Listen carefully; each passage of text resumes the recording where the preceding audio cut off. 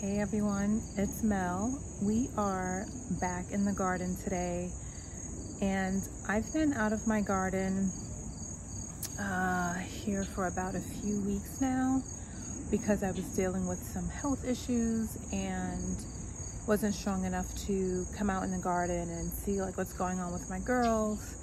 We were really hot. Fortunately, my husband was able to come out here and water. My mother-in-law come out here to help with the weeds. But if you know the garden, you know things unexpectedly will still happen. So after a few weeks of being away from the garden, I came out here yesterday to see how everything was going and, you know, expecting really big blooms and everything to be big and beautiful. And I came across a disease with my coneflowers that's called Aster Yellows. It's a disease that affects flowers in the asters family, so like daisies and black-eyed Susan. So anyway, I'll show you what it looks like. It's not pretty, it's not hideous, but the sad part is that there's no cure for Aster Yellows, and you have to take out the plant immediately from your garden. So that's what we're gonna do today. When I saw that, I was like, well, things happen, and I had to disassociate myself from it because echinacea is one of my favorite flowers next to hydrangeas and roses. So that was a little sad. Did I cry? Not a lot. Only a little bit, but we have to do what we have to do, right? So we're gonna do that today. I'm gonna pull out the affected coneflowers, and then also we got a lot of rain. I don't know if you can see that there, but my vanilla strawberry hydrangea, you know, when you get a lot of rain, hydrangeas with really big blooms tend to splay open. So we're going to try to, I have some plant tape with me. I want to try to tape that up because it's actually squishing the flowers that are planted under it. So we're going to get those two things done today. I'm going to still take it a little easy as I'm towards the end of my recovery, and try not to cry again regarding the echinacea, but things happen. That's okay. Maybe that's an opportunity for me to plant something else in the garden. All right, here we go.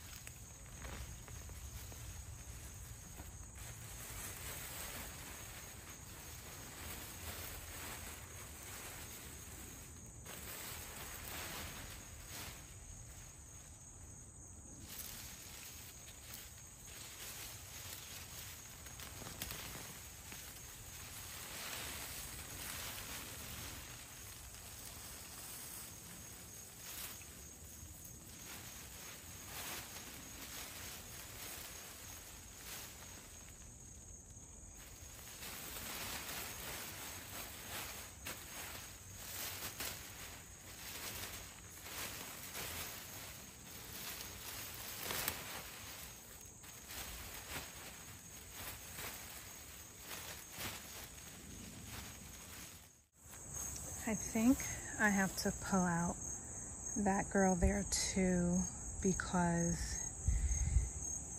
her leaf, even though it's not the multiple growth that we saw in the other plant, her leaves look a little discolored, more on the pink side than green.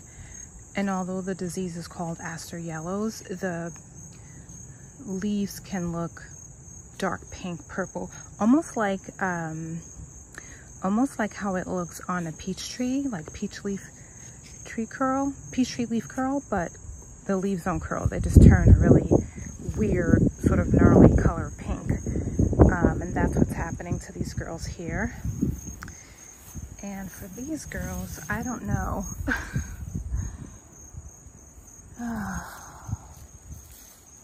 I mean, they look okay so far. I think what I'll do is, yeah, why isn't this one so big? Because part of what Aster Yellows does to a plant is stunt its growth. And that one looks really short and that one looks really tall. I don't know. I think I'll give it a day, see what it does. I mean, we're approaching the end of the season. We're in August now, so if I have to pull them out, it's fine. I can get new ones next year, but maybe I shouldn't plant new ones here. Well, it's actually a disease that lives in the stem and the leaves of the plant, the entire plant, not so much in the dirt. So I could technically replant coneflowers here next year. Excuse me, but we'll see. Okay, so I'm gonna leave these two here, see what happens. But let's take a closer look at what this disease looks like for coneflowers. I just wanted to get it out of the bed. But can you see this here? On the top of the cone, oh, it's a little close up. There are extra shoots coming up from the top of the cone. That's not right. So that's one of the clear indications of Aster Yellows. And when I checked out my garden, I didn't know what this was initially, but I knew it wasn't right. I was like, something's going on here. What's happening? And then I did some research and found out that that's what it was. So this beautiful plant has to go in the garbage. I wouldn't even risk putting it in the compost bin that I have because it could not die. I did a little bit of research and it says burn it. I'm not going to burn it. I'm just going to put it in the trash. But yeah, pretty bummed about that after coming back to the garden after a few weeks of not feeling great, and seeing that was sort of a bummer. But hey, just teaches you have to roll with the punches. So okay, next up we're gonna go to this beautiful vanilla strawberry hydrangea that, as you can see, has sort of splayed open from all the crazy rain that we had last week. I mean, it was lovely because the lawn certainly needed the water, but the hydrangeas will fall all the way to the ground because these big beautiful blooms are just so big and heavy. So anyway, I'm gonna try to pin that up, see what we can do here. All right, let's go.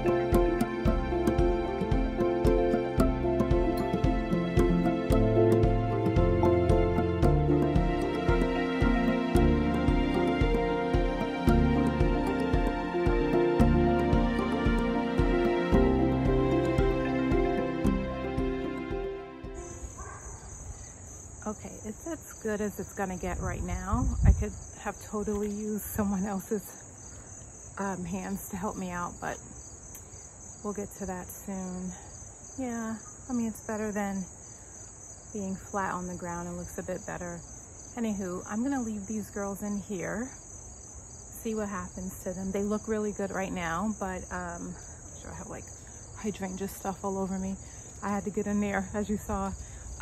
They look good right now, but let's see as time goes on if this plant gets infected as well. Maybe the leaf hopper decided to leave that one alone. What I did notice was that one of my hibiscus plants that's right next to this girl looks a little weird, and the hibiscus is herbaceous, which means that it dies down in the winter. The whole plant dies down into the ground, and that's another type of plant that the leaf hopper will infect with Aster Yellows. So we'll see. I wish I had a better, more lively video to show you guys, but that's, you know, sometimes what happens in the garden. Those things that are really totally unexpected, and you just have to roll with it. But it also teaches you, right? Now you know what to look for. Now you know what to do. While there's no cure for it, maybe I can be a bit more preventative and spray. I don't want to use chemical spray right now, but so I'm going to try the neem oil first, and then I'm going to try insecticidal soap. And if I see a continuation of the disease, then I might have to go chemical, which I'm okay with, because I mean, not really, but I don't have any food in this bed anymore. I cut down my peach tree, so I wouldn't be spraying chemicals on food, right? So if I have to, I'll go that route, but first I'm gonna try the organic route, see what happens. Anywho, thank you all for hanging out with me. Thanks for learning with me and sharing this experience with me. Let me know if you have any comments. Did you experience this in your garden, and what did you do? Yeah, fingers crossed. Until then, take care. Bye.